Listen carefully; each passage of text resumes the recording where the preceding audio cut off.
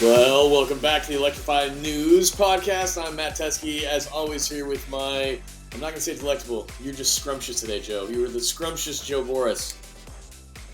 Fantastic. I always like to be some adjective. Well, you know, it's we have to keep the conversation light because today is going to be heavy. Like, where do we start? I would say. Well, let's not start in Palestine, Ohio. Let's start somewhere far. If we're going to talk about DOT and everything along those lines, like we have some things to address in Palestine, Ohio. And if we're going to talk heavy in a Doc Brown kind of sense, that is the heavy. But that is the heavy going on. In other ways that the federal government is stepping in and maybe should be doing things. But hey, this is an announcement where they are doing things on the National Electric Vehicle Infrastructure Standards and Requirements. We have some guidances today. That's what's happening. So I think it's interesting to kind of dive in on some of the details that people have been awaiting.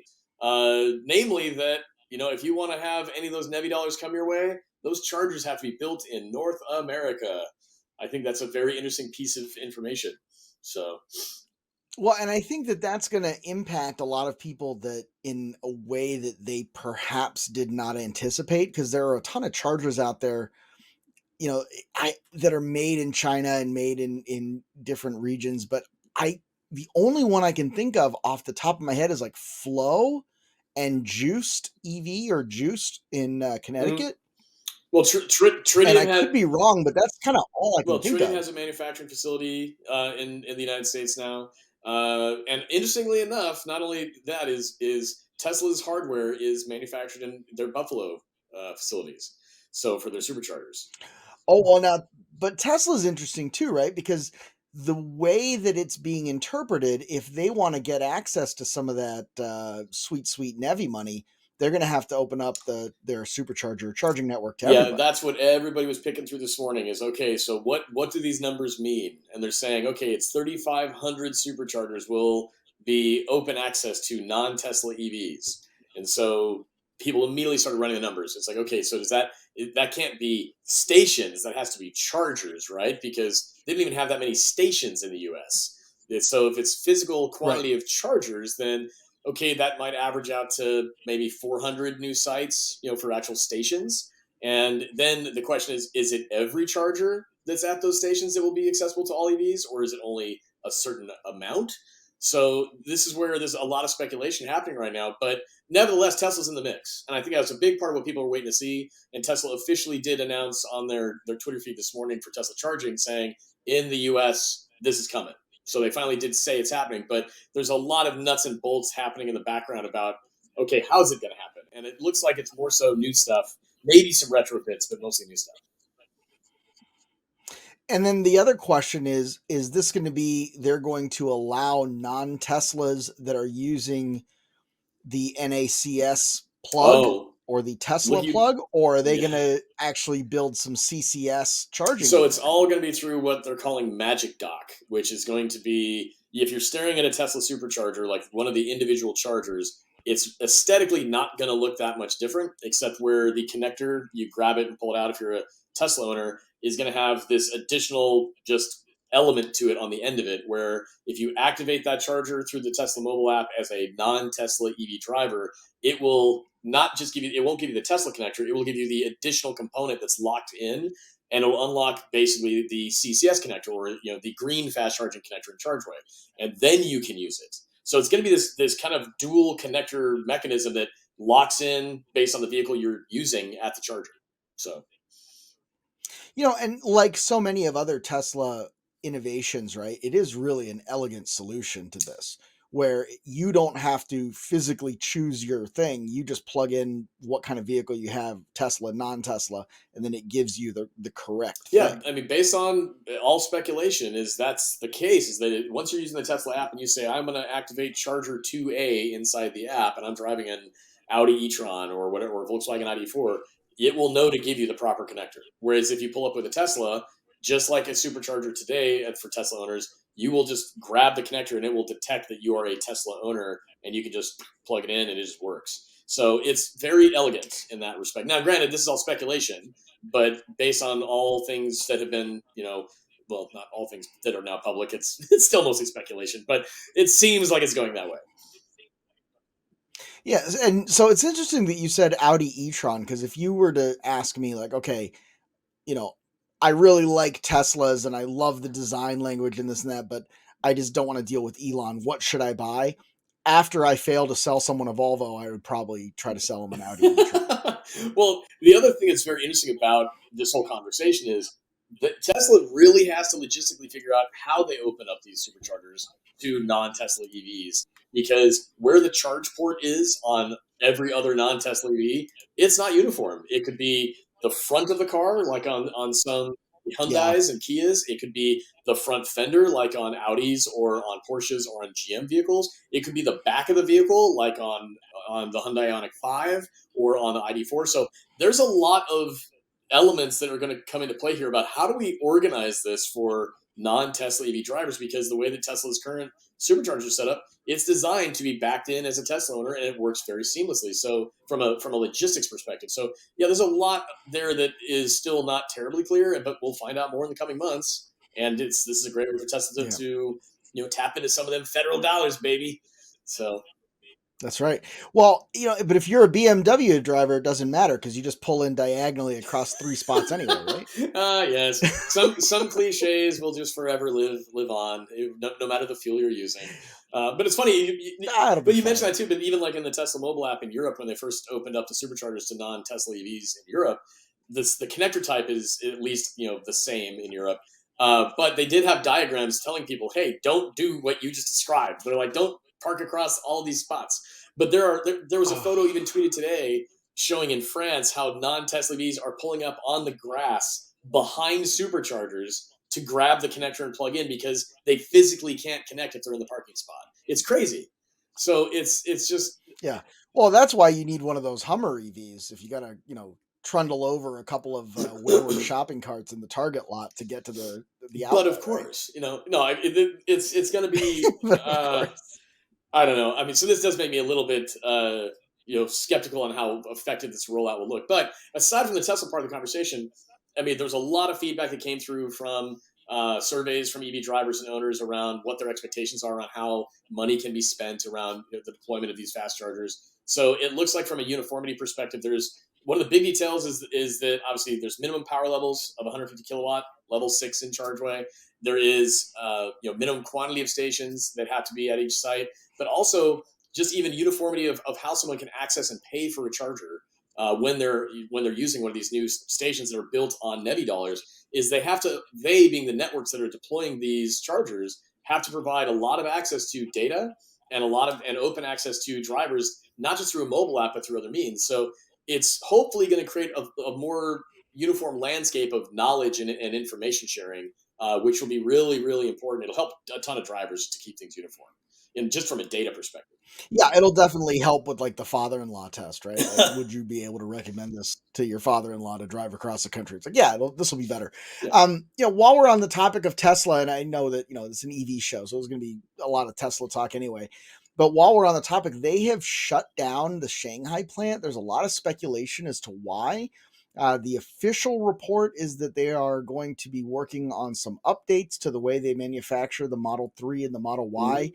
Mm-hmm. Obviously, the Shanghai vehicles are a little bit different. They use the BYD blade style batteries instead of the 4680s, so might have something to do with that, or else the much rumored March 1st new product that's going to come out. Which what are they calling that thing? The somehow we found a way to make it cheaper to build a Model I have 3. naming wise, who knows? I mean, like Elon always wanted SEXY for the model names, and he got Right, S3XY. right, right. So I don't. Who knows? I mean, maybe it's the Model I. It'll be iSexy. I mean, I don't know. I think that there's been a lot of speculation around like the updates and revamping and refresh of the Model 3, for example. There's been a few test mule vehicles driving around the Bay Area that have a lot of camouflage and wraps on them with like just different cladding on the front rear bumpers. This may be associated with that. But to your point about the battery difference between what's being built in China compared to what's being built in North America. That also could be playing a role, how they might be changing some things there. So I think what it's showing, though, is that, I mean, Tesla has kind of really relied on, once they've built and designed a car, they kind of keep it in market for, a while. Like Model S has certainly had refreshes and updates in the last decade, but for all intents and purposes, it's not Yeah. vastly different. Technologically, under the skin, it's improved, but as a vehicle itself, it really hasn't. So I'll be interested to see if they actually end up doing a refresh on the 3 and the Y this early in their product life cycles, because compared to how they've been operating, that's really not been what they do. So I'm thinking this might be more of an under the skin type thing happening in China. Yeah, so there was an article on Reuters, and I went back to it there where they were calling it Project Highland. This is way back in the end of November, Mm-hmm. early December. And the projections that they had were a yoke steering wheel option, no door handles, and a revised one-piece front clip instead of the three-piece front clip Wow. to make it less expensive. Now, honestly, it's I always criticize Tesla for anything I can because Elon annoys me. But the reality is, if you're going to be if you're sick of getting criticized for panel gaps, just make it one piece and put it on there. Then there's no more panel gaps. I think this is actually pretty And, good. I think that's a heck of a solution to well, the it's a heck of a problem. solution, and then you get in a wreck, and you have to replace your entire front of your car. I mean, I was going to say, I think my last time I checked, my Volvo weighs 6,400 pounds. So if you get in a wreck with that, you're going to be replacing the whole front end That's anyway. fair. No, I mean, is a whole. It's almost like looking at old school like front wheel drive race cars. Like I'm thinking of like Yes. the Bergenholtz boys, like Ron and Ed Bergenholtz. Like, hey man, here's our front wheel drive Nitto sponsored CRX, and the whole front end just pops right off, and it's immediately where my brain goes. So, but I Yeah. But that may be what they're doing. maybe, I mean, they've been pushing the envelope for like, and by pushing the envelope, I mean, I guess they've just been trying different stuff. The traditional automakers will say, we don't do that. I think, the structural battery pack that they build out of the Gigafactory in Texas, I think is interesting. And maybe that's a direction they might be going in China for that matter. I don't know. But as for holding a one piece front clip just to save on dollars and save on panel gaps, I think you're setting your customers up for a nightmare if they have to get their car fixed. So just my 2 cents on that one. So, I mean, you already did that with a structural battery, didn't you? well, the beauty of the structural battery from a cost savings perspective is that, okay, we can actually use the battery as a footprint for the seating and things of that nature. I think it's kind of an intriguing way to do it, but that's less about the front, like the outer skin of the car, I guess. I don't think. I mean, but I see your point. Yeah, I mean, but people have been having. It's so funny, right? Because whenever we talk about EVs, I always feel like we're having conversations that the rest of the industry already had. Like, when we talk about where are we going to find electricity, it's like, well, where were we going to find unleaded gas? Like, we find a way, Yeah, right? And like when the big switch from a body on frame majority of vehicles to a unibody construction happened in the 70s, if you read like a lot of the old 60s and early 70s car and drivers, they talk about it. yeah, yeah, They're like, well, the problem with this is you'll never be able to get it repaired because it's a yeah. unibody. And it's like, we kind of figured it No, out that's a mostly. great point. That's a great comparison. And actually, what's interesting too is thinking of old school vehicles and converting them to electric. That actually kind of hits on another thing that came up out of California with respect to, hey, if you want to Oh man. if you want to convert your EV, baby, you can get some dollars out of that. So first of all, that segue was so good that you could hardly have told that we made up these topics like minutes before recording. I would say, That was so well done. well, I was Thank going to you. say it was great until you mentioned that it's like, we only clarified our topics right No. before. Listen, no, this is like I never believed that. Like when Penn and Teller explain how they do a trick, I'm always like more impressed. I'm like, how do you hold the thing while you're doing the other That's thing? actually Like pretty that's good though. like Yeah. just saying it's magic is actually a lot easier for me to The magic digest. behind this was you had a very good way of explaining how we're discussing maybe like speculatively what's happening with this shutdown in China for structure and build of the vehicle and how it relates back to older vehicles. And my brain went, Well, what's older is vehicles that can be converted into electric. They can get a $2,000 So good. cash rebate now from California. So my Yeah. brain just jumped on Andrew, it. definitely leave this thing where we spend 3 minutes patting ourselves We're on the back. That's really so important for brilliant. our listeners. But hey, Optimistic. California's leading the way again, saying if you want to make something that used to run on Dino Juice, we'll give you a benefit, some cash for that. I think it's awesome. This is so funny because like I feel like I'm supposed to like this. I feel like I'm supposed to get really excited about it, but I hate this so Well, there's much. some fine I print, right? It's not like there's a swappable like component. Like I'm taking my gas tank out and my exhaust out, and my ice motor out, and I'm putting in all this electric stuff. Like, it's not that simple. Like it's like you really got to go through some hoops to make it work right. You got to go through some hoops to make it work right, and I think the main objection that I have is $2,000 is not enough to make it practical for like a normal Oh God, no. person, Yeah. middle income person to do this kind of conversion. And it's too much to be just like a throwaway amount of money, right? Like I feel like I wrote this article in Electrify News about this where I really explored my feelings. It was like a therapy session, because like I want custom cars to be built. I want these cars to be converted. I want to see electric Fox body Mustangs, and I'm into this Yeah. stuff, right? Like I'm into it. So, but the problem is $2,000 is not enough money to make it happen. And I was thinking about it like, in comparison to something like a, a CNG or a propane Mm-hmm. conversion kit for a commercial truck or an ethanol conversion kit, those 2,500, $3,000 on the low end, like that wouldn't pay for the installation, but it would pay for the kit. Well, it's more. It would pay Yeah, for the it's more. Well, hardware. that's a more straightforward. Using switching from a liquid to a liquid. I mean, the process by which.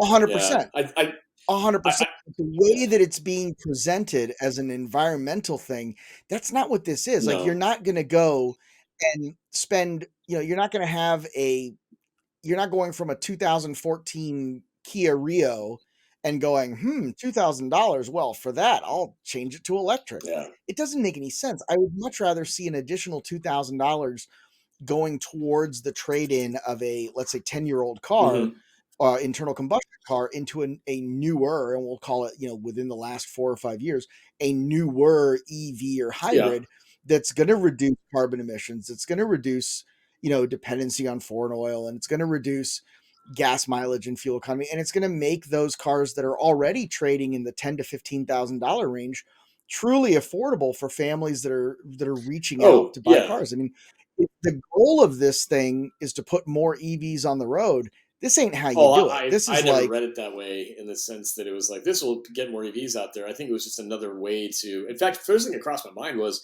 the shops out there that do conversions. They could leverage the heck out of this. They could. oh And, yeah, and frankly, to your point, that's what you need. There are very few individuals out there that are going to be able to say, "I'm pulling out all of my internal combustion engine drivetrain and swapping it out with high voltage batteries and electric motors and software." I mean, that's not something that an average person or even a basic mechanic is going to do, right? There's an expertise switch there. yeah. But I think shops that offer that I mean, we service, could do it. yeah, well, yeah, well, we could, yeah, kind of do it. But We'll figure but it the out. shops that offer that kind of service, or people that are like in like specialty vehicle builds, that might say we've already done a few of those. They might look at this and say, actually, that's a great way for us to offer up for those who might say, I've got this older car that I haven't gotten back on the road in a while, but man, if I could throw $2,000 at savings on this to get it electric and use it as a round town car, maybe that's worth it to them. To your point, it's a bad sweet spot. Like the 2K is not the right incentive one way or the other Yeah. in that way. Yeah. Yeah. I liked, I put, and I wrote this in the article that it's on Electrify News. It's called SEMA Needs a Win. Yeah. And I think that this is getting more publicity, not because it's going to be effective, but because SEMA they just spent the last 12 months getting beat up by Ford and GM, pulling out of the Yeah. show. And, they're trying to go all electric. They're doing their best, but they can't do it. I mean, guys are walking around with t-shirts that say gasoline Oh forever. yeah. And there's a lot of those shirts at SEMA, Oh yeah. Um, it's tough. I made the suggestion that if they really want to spend $2,000 and get more EVs on the road, give somebody a $500 micromobility credit, and then give them $1,500 for, what is it, Uber Green or Lyft Clean pickups, Oh, so they get picked up and driven around in yeah, EVs. And then that would directly benefit the gig economy. It would encourage more of those people to buy EVs because that's how they make their living. And it would actually, resolve most of the issues for getting around within 3 miles of home, which is where most car trips in LA yeah. are. So I don't know, man. Again, I'm excited about it, but like, we had another post earlier this week about a guy who converted an S2 Bentley Continental. There's only 4 of those on the planet. Mm-hmm. Last week we had Icon Motors did the 41 Mercury Coupe, Mm-hmm. which or 49 Mercury Coupe, which is a gorgeous car, and like both of those are 6-figure Oh, builds. yeah. Like, what's $2,000 going to do No, for that's that? not that. No, that's Nothing. exactly the point. Is there? This is where best of intentions and efforts being made to try to be inclusive and provide opportunity and provide options. Is again, we'll see how this plays out. How many people will actually take advantage of this the way it was designed? We'll know. We'll know soon enough. And We'll know soon enough. yeah, there are certainly programs It'll that have be not done well that were designed with the best of intentions in states, as well. So. Yeah, the one avenue of this that I really like is, if you remember Green Power, they were the ones that were converting, or they were building electric school buses, Mm-hmm. and they were building the electric ambulances and stuff. And then them and Lightning E-Motors is another one. Lightning E-Motors, I thought, really has a good angle in this, where they're doing ambulances and municipal fleet Mm-hmm. conversions. Where if you're looking at a fleet that's converting 20 vehicles, an ambulance fleet that's converting 20 vehicles to electric, not because Ford doesn't offer an electric van, but because there's a 2-year waiting list on Sure. those, and they can get their fleets electrified in the next 4 or 5 months. All of a sudden, for a company like Yeah. that, now that pays off, because now you're talking 80, 90, 100 Yeah. grand in savings, for something that they were going to do anyway, and just gives them a reason to put EVs on the fleet now instead of wait 2 years to get the vehicles from Ford and get them upfitted. I think that is Mm-hmm. interesting, but again, that's not what this is being promoted as. That's Yeah. not what SEMA is getting behind. Well, and that's part of it is so often we see in this space when it comes to just PR for PR's sake in the electrification conversation. Yeah, I mean, this is an example of that. It's how it's being presented, how the public might digest the information is not with the best use cases, and the one you just described is a far better example of how it could be applied. But there's not a heck of a lot of sex appeal when it comes to that kind of a topic, right? It's interesting too, is that you even think about messaging as we're talking about it right now and how information is being presented. It makes me think of how the Super Bowl and how there were a few EV ads this year, but not as many as last year. And this year's ads, I mean, really, we're looking at GM's focus on doing their partnership with Netflix. You had the Jeep commercial. You then also had the Ram REV commercial, which was Stop. yeah, uh, So we knew that was coming. If you've been following Chrysler for the last 30 years, they give you a sexy concept car and then like the Dodge no, Shadow. that's honestly that was probably the bigger piece of the issue. Is people went from it wasn't that much time of here's CES, here's this truck, and people are like, wait a second, like that doesn't look near the Yeah. same. And I think that's problematic for some legacy OEMs is they're not yet turning the corner on understanding that the way the public has been now presented with EVs, especially based on brands like Tesla and others, is when you show the vehicle and say this is what we're thinking about bringing to market, that's what it is. It might be different by 5 or 10% at the most. And so to have Yeah. that like dynamic, like the side by side, people are looking at this going, wait a minute. I think that messaging matters and being transparent matters, and whether we're talking about a program that's Yeah. endorsed by SEMA or whether we're talking about an OEM and an advertisement, it matters that you give people the right understanding of like why they'll care. You can't just float into this and say, all right, we did an ad, we built a vehicle, they'll buy it anyway.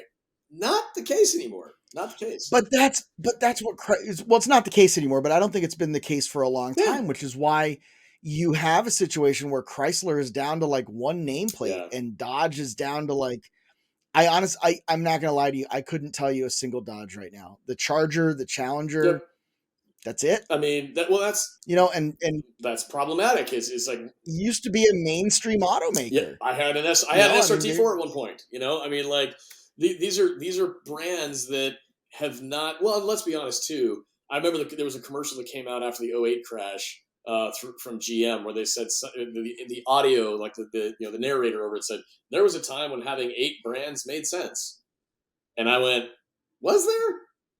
Like, Was was there?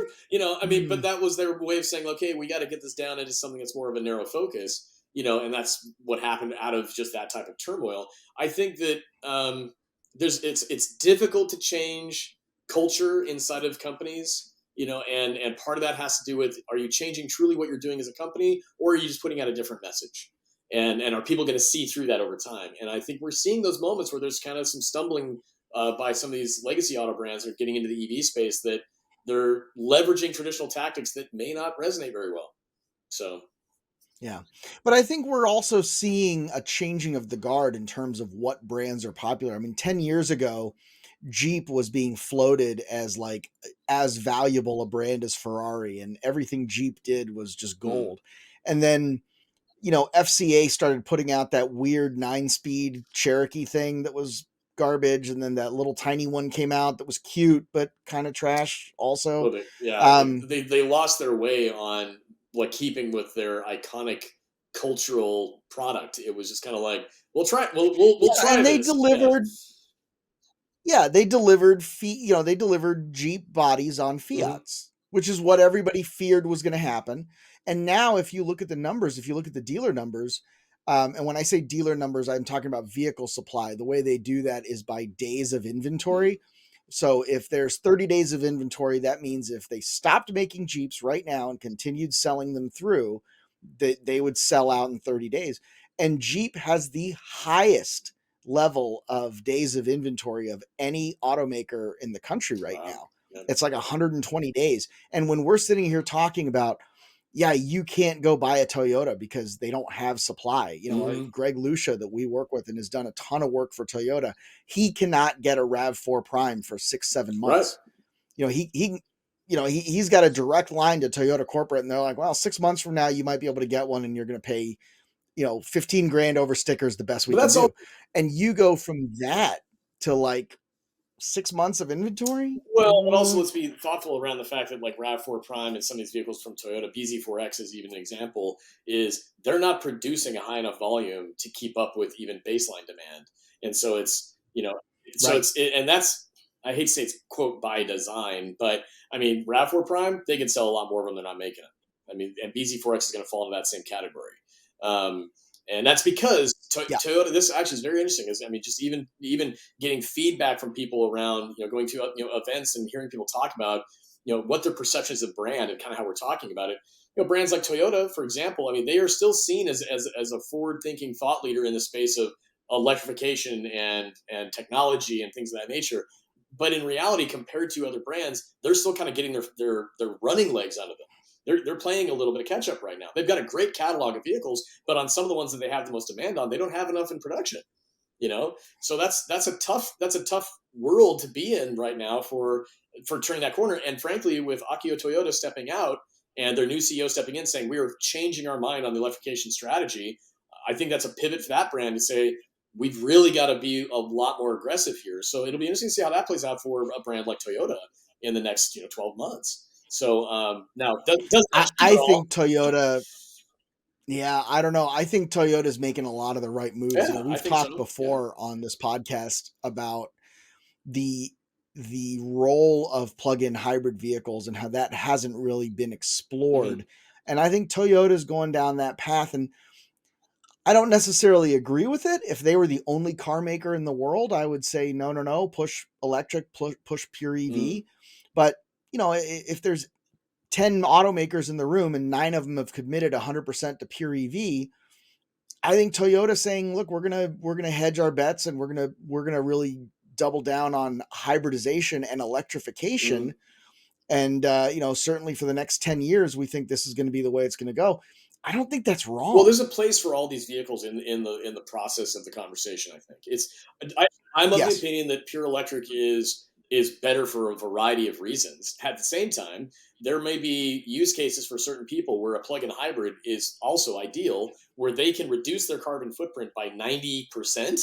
just by all their regular driving, by plugging in into a regular wall outlet, like a level 1 overnight, and just filling up their little battery all the time, and then they just use gas on road trips. They will reduce how much fossil fuels they use by a ton. There's a place for that, Yeah. and I think that that's just still not well understood by a lot of people. Jeep being a good example, that their 4xe is not being plugged in by a lot of its owners because they just kind of go, it feels like a hassle, and they're just using the gas motor. I'm thinking there's a lack of understanding around how those products can meet people where they are. So, But they're still using less fuel and producing fewer emissions than regular Jeep owners. if they're not plugging it in, not exactly. I mean, It's better ish, right? I mean, a Prius gets better fuel economy than a Corolla. You can't argue that. yeah, but that's because the way of the system is designed to constantly leverage the battery as a system. You're not filling it up with electricity. That's a good Yeah, point. so That's a good point. this is where we get the conversation about how the Chevy Volt was argued. Like Chevy argued it was different because it was an extended range EV for how the system worked between the battery and the electric motor and the gas generator compared to a typical plug-in hybrid. Ooh. So, which Which reminds yeah, me, the MX-30 Mazda, which I mhm. liked, they're putting the little wankle back in it as a range See, that extender. makes sense to me for that vehicle. I mean, it does. Yeah, it's going to be Yeah, great. If they bring that to the US, I will 1000% buy yeah. one. It'll be the first non-Volvo I buy in like since Well, 2009. but that's what we're talking to is the use case of each. How do these vehicles, from an attractiveness perspective, for how the technology works, fit to people's lifestyles? I mean, there's so many people that could leverage and benefit from a plug-in hybrid vehicle. I think if every small car was pure electric and every SUV and truck was a plug-in hybrid, and people used them as they were designed, that would be an epic changeover, and we wouldn't have to be worrying about saying, how does this 200 kilowatt hour battery pack in this truck do in the snow as a pure electric truck, and how does it haul my horses? It's like we could just kind of avoid that and say, for all of your around town stuff in this mammoth vehicle, you can drive electric, and when you're hauling your horses, just use gas. I think that's a more pragmatic approach, but that ship has kind of sailed at this Yeah, point. So, the ship is you know, we're our good friend, our mutual friend Lauren McDonald. He had a great post. I love Lauren. He's the best. He had a great post where he actually did some numbers and he's like, how much range do Americans actually oh my need? gosh, yeah, And this oh yeah, and then he came out with like 150 miles with fast charging, which like I agree with, but there was some man, this is a family show. I can't call him what I actually think he is. There was a Tesla fan on Twitter who responded, if I can't cover 100% of my possible use cases with my car, I don't want to own it. And I was like, you have a Model S, dude. I can think of like 150 use cases where that thing's trash right now. And I'm not even trying. well, Like, go bring home a refrigerator from Best Buy and see how good that Model S this is where is. speaking Like, what a. from a position of passion doesn't necessarily mean you're being practical, right? Is Oh, I applaud exactly. and commend. I mean, I'm one of those people who's an EV early adopter fanatic, but there's a moment when you kind of temper your enthusiasm a bit and be like, okay, there are moments when this doesn't make the most sense, and frankly, my opinion is that's part of what the industry is going through the throes of right now is how do these vehicles apply to everybody, and the answer is they don't in every use case. Therefore, we need to help people understand the use cases, and that I guess that kind of gets Exactly. us to the last thing we did plan on talking about was the Maybach PHEV plug-in hybrid Oh, Maybach. It's but this is a perfect use yeah, case because if you look at cities like London, Barcelona, Beijing, they have banned internal combustion vehicles from their city yeah. centers. And there are regions of those big major cities that are super wealthy that you want to be seen in that you can't be seen in a big V8 thing. But this thing can cruise around 60 miles under electric power, and you can still be seen in the back of your big sexy red Maybach. And I there you I go. think the hardest part. I agree with all of that in the sense that this is great for that type of a use case. The hardest part will be how, let's say for sake of argument, the battery, like you go in and out of the city center for some reason, and you don't get a chance to plug in the battery. Coming back into the city center, this is a plug-in hybrid vehicle, but it switches over to gas when normally it would be on battery in that scenario, but something weird happened and they're on gas. Is there even a way to regulate that? Yes. So Ford has this actually in operation right now where it's geofenced. Okay. So if you have in Europe, there's a plug-in hybrid version of their little transit van or Mm-hmm. whatever, but they don't call it a transit van over there. It's like the Transsoir Ooh, or e-Francois. yeah, or like the Royale with cheese or something. But it's the same concept. So you drive your Ford Royale with cheese into this geofenced area, and it shuts off the internal combustion. It won't let you. And Interesting. if you don't have enough battery charge, it gives you a chime and a warning and says like you got to get out of here. Yeah. You don't have enough to finish your GPS Yeah. route. And what's interesting about that is like they did it for different reasons. It's such a great study. It's from 2020. I'll send it to Mm-hmm. you. They were experimenting with how they could reduce emissions and vehicle emissions, particulate emissions in the city. And what they were doing was where there are high traffic and high congregations of people, and they determined that using cell phone data, Yeah. that it would switch over to electric. So it wouldn't bombard humans with carbon That's a emissions. smart use of And then tech. when they were Yeah. driving, smart use of tech, when they were driving through areas that had fewer humans and more trees, parks, forest preserves, things like that, they would stop the electric motor and run the gas motor to not only charge up the batteries, but also because they were in an area where it wouldn't affect people and where the trees and the nature there could absorb that carbon and convert it back into clean oxygen.